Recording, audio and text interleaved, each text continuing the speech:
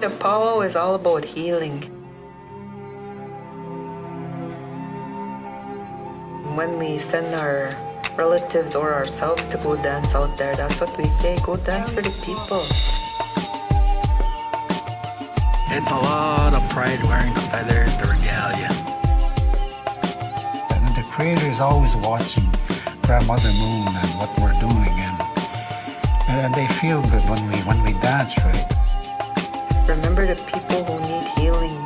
That's who you're dancing for.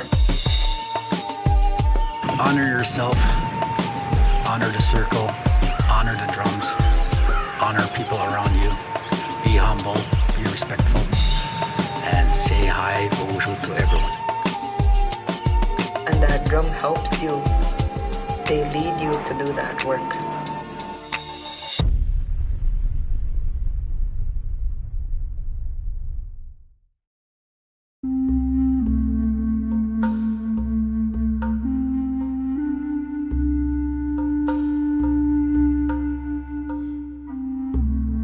The Pow Wow has always been very integral to us as Anishinaabe peoples. It's a celebration of life. It's a ceremony, and we have certain teachings that we follow. Even before we start a Pow Wow, we have a ceremony to make sure that Pow Wow goes in a good way. We feast the spirits and the drums that are part of that, the traditional drums that are part of the Pow Wow. And for us, the way that we say it, Pow Wow is a contemporary word. And for us, we say Nim Itiwin, which is for us to all dance together. And how we sound that dance as well.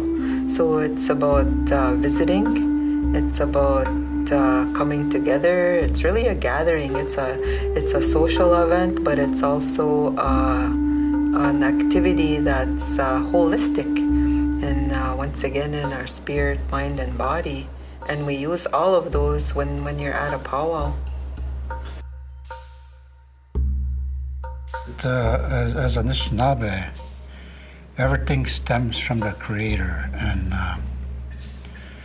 either it comes through vision, dreams, or sometimes sickness to enable us to receive these gifts. And it's all about Pimatazine, right? Pimatazine. When in our life journey, the Creator gives us the traditional drum, which is what we understand, the heartbeat of Mother Earth. And when we do these powwows, the dances, again, it's for health, healing. Very much so like the traditional dancers, when they seem to emulate the old style hunters, right? Hunting or battling, and some of the items that they wear come through dreams and validation through a medicine man or a medicine woman. And again, it's for you, right? Even the name that you have, that you carry, you dance in honor for that name, the clan. You see some of the dancers that they're dancing under, you see those clans representation, and that signifies who you are, right?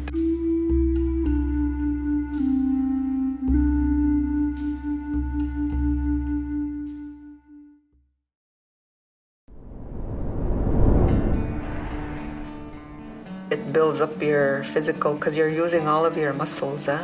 You're using your all of the muscles in your body, your legs, your arms, everything, and even your lungs, your internal organs are working with you. So when you're dancing, you're building your own endurance, just as a marathon runner would. You're also doing that as well.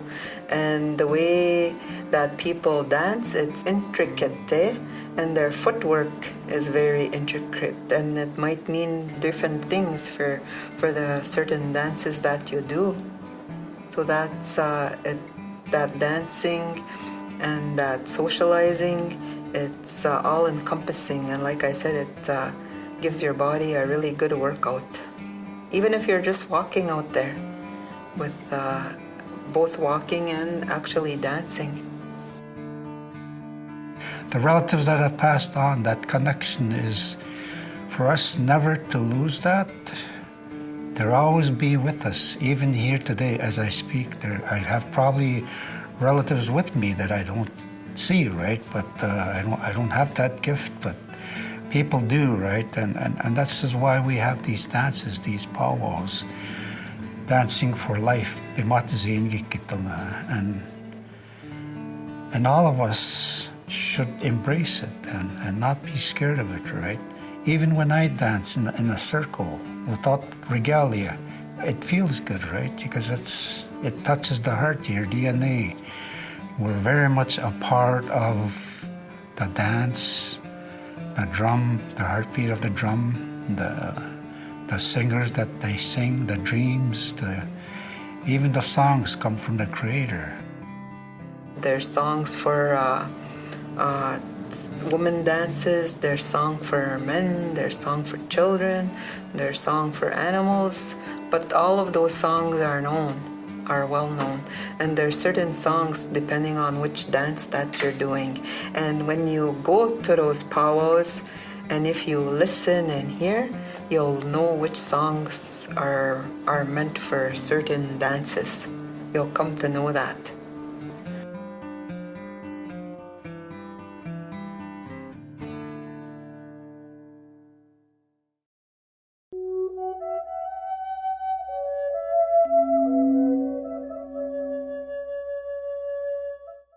There's a well-known story, and this story originates from Notkomeguaning, which a lot of people know as Whitefish Bay. And the quick version of that story is that there was a young girl who was sick, and her father or grandfather had received a vision on how to help heal her, and he was instructed by that spiritual realm to make this dress with the jingle cones on them. A girl got sick and seeking the help of the medicine man or medicine woman, and that vision came through that this girl was supposed to wear a jingle dress. And when you hear that dress, it sounds like rain, like that rain.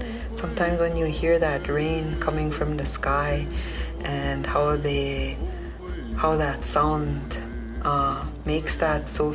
What we know is that when those thunderbirds come and when they put rain on us, it's all about healing and cleansing us. So those women emulate part of that, but also the shape of that cone is in relation to our homes, to how our wigwams look. It's beautiful the way it's in unison, and they respect each other, right? They know what they're doing. And in one of our most sacred ceremonies, that shaking tent is that same shape. So it's all about healing. And like I said, there's so many stories in regards to that jingle dress, and even the types of dances that you witness. There's traditional where they keep their feet close. Their feet don't ever leave the earth, and they always move in a forward fashion. So that's the traditional way, and they go like they zigzag from side to side, and that's the traditional way of dancing with that jingle dress. And then there's a contemporary way where those women can go backwards and forwards, and they as well have that healing dance. And any age wears those jingle dresses, and some of them are specific, like they may be instructed to make it a certain color, and that's the gift that they received from creation in regards to help with their own healing and the healing of other people as well.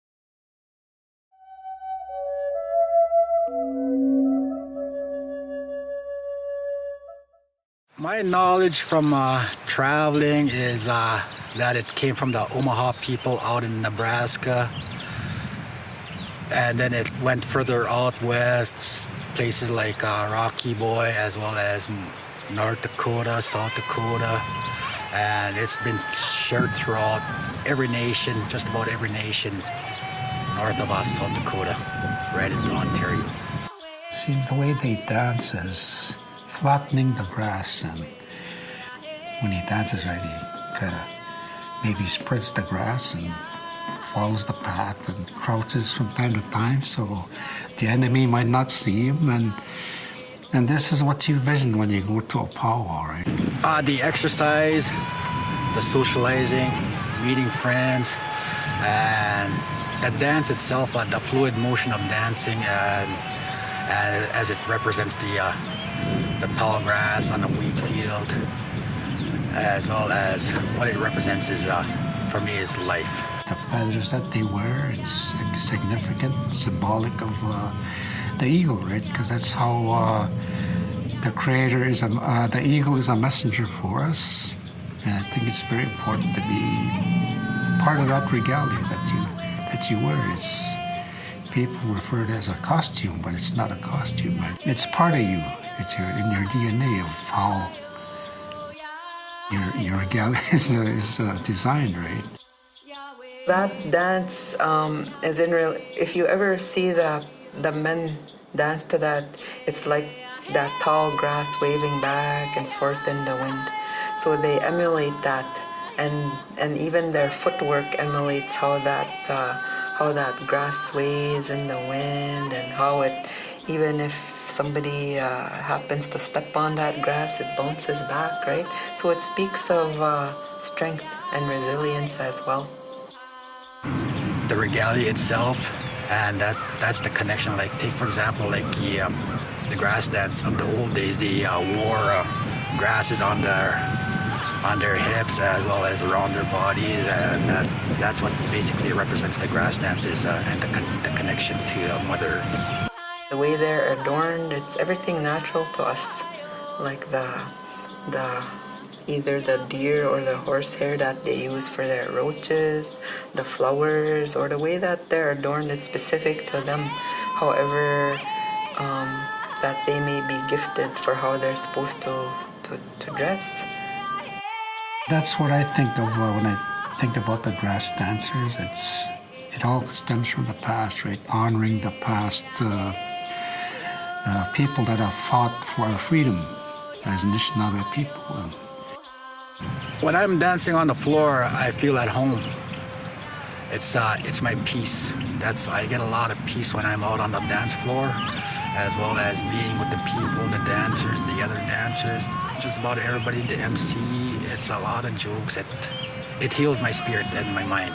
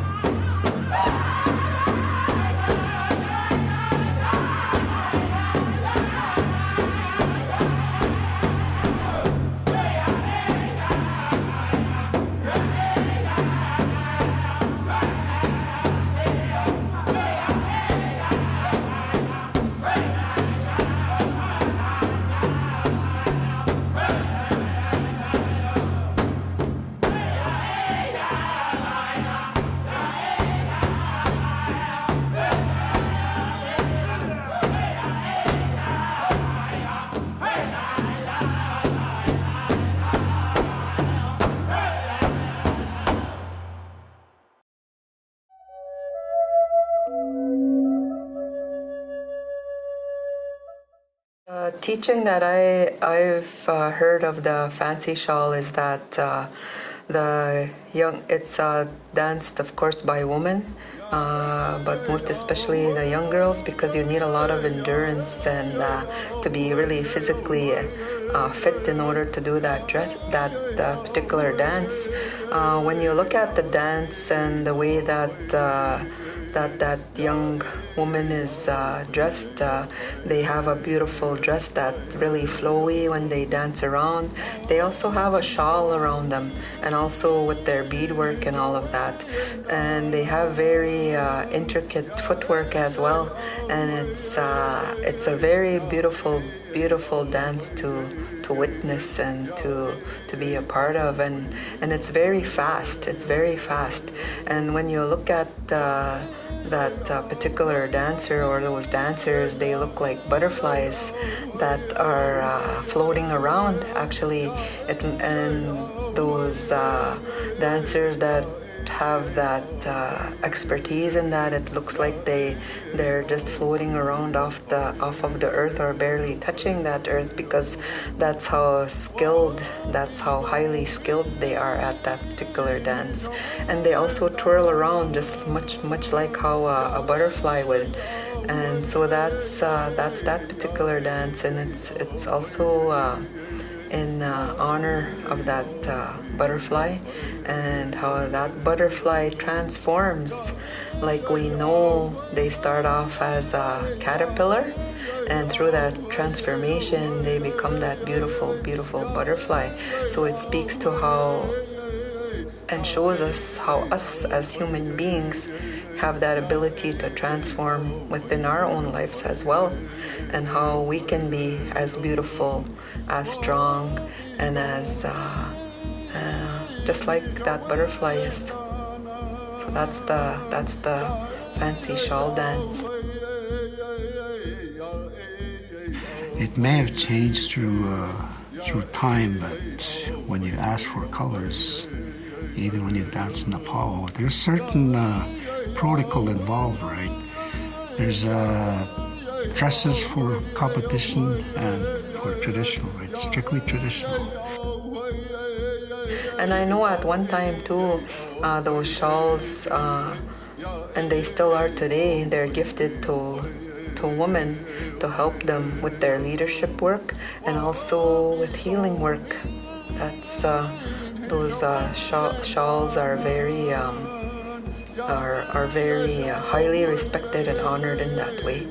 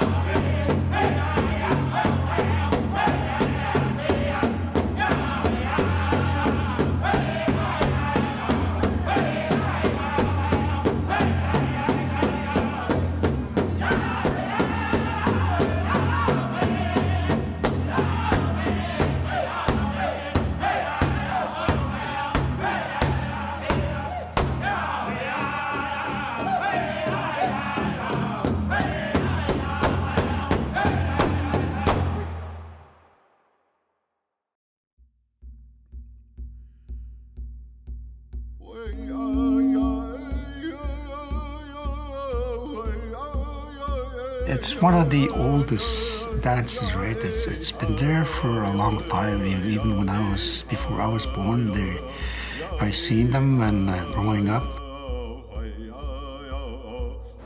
What I have heard in my lifetime is that those men traditional dancers are our warriors, and you see that in the way that they dance and the way that they carry themselves. They carry themselves in a strong but humble way, and even their footwork when they dance softly on our Mother Earth, because they care for her so much. And even when they reach out into the sky, yeah, to that spiritual realm, to show themselves who they are as the providers, the protectors, and of our families. And you see that in the way that they dance, the way that they as well are adorned. You see that with their warrior clubs sometimes with their walking sticks or their dancing sticks. Like a male traditional dancer is a very respected individual, and even the items they carry they mean something, right? That only they know. And if you give them tobacco, they would probably share with you what each meaning is, right? So that's how fascinating it is when they talk about cultural integrity. It's everything.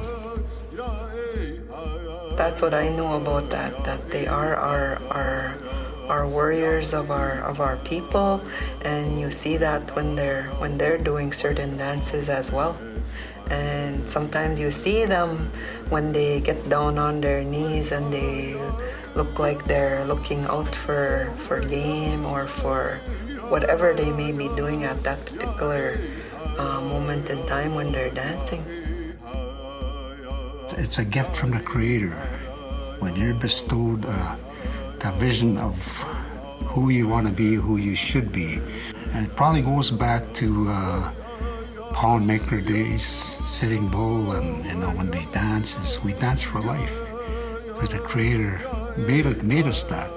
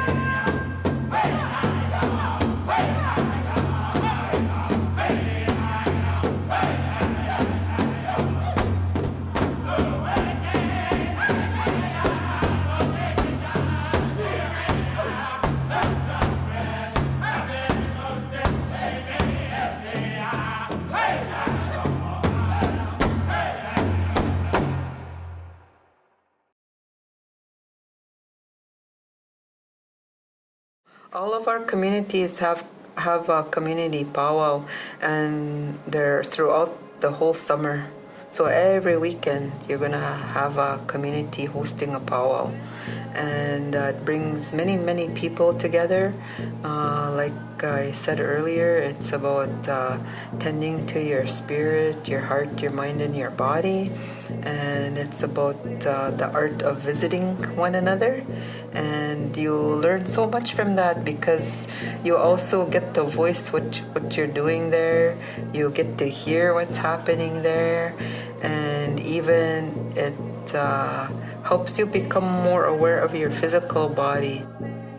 The power will always be there for as long as we live, Anishinaabe people, as long as the sun shines and the rivers flow and the grass grows, living in harmony with Mother Earth. And that's what it's all about, right? And we lose focus at times because of technology, reality, right? Where we're in 2000 and people say that's the old way, but no. As Anishinaabe people, we've been given original foods, but I know our relatives from other countries, their foods taste really good, but it's also for us to be really mindful and aware how much we consume of that. But our original foods, they kept us healthy, like our wild meat, our wild rice, our corn, and our berries. That was enough to sustain us. There used to be a special dance for a feast to honor the food, because that food will be medicinal after the dance. And also, one of the things that I do is I drink water every morning, and even before I drink that water, I talk to that water and say thank you and just be grateful for that. And usually I ask people who here takes medicine, and nobody usually says anything. Then I'll say, all of you do. You drink water every day, and that's one of the medicines that were given to us. Elders used to say, go back to the old way. And people would be reluctant to say, no, it's done, we can't go back, right? But yes, there is a way, right? You go back and you find your way again. Thus, the Pow Wows will always help retain who we are. And of course, in this physical life, we're just given this one body, so it's up to us to look after that as best as we can. so that's the significance of the dances and the Pow Wow, right? Not just for cardio, but for the mental well-being. Like the medicine wheel, there has to be a balance, and I believe that's who we are. It's in our DNA.